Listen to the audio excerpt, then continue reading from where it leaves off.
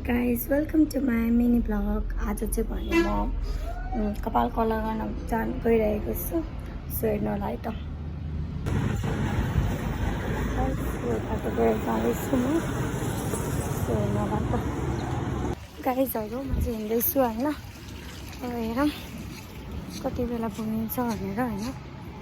so हेर्दै गर्नुलाई how fast हिँडेको त्यो म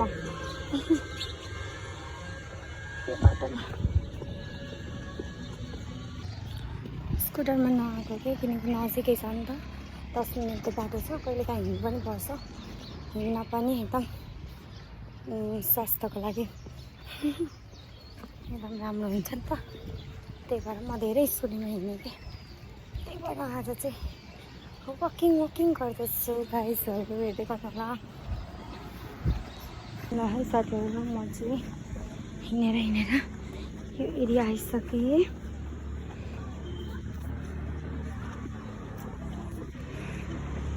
म चाहिँ दिदीकोमा आइसकेँ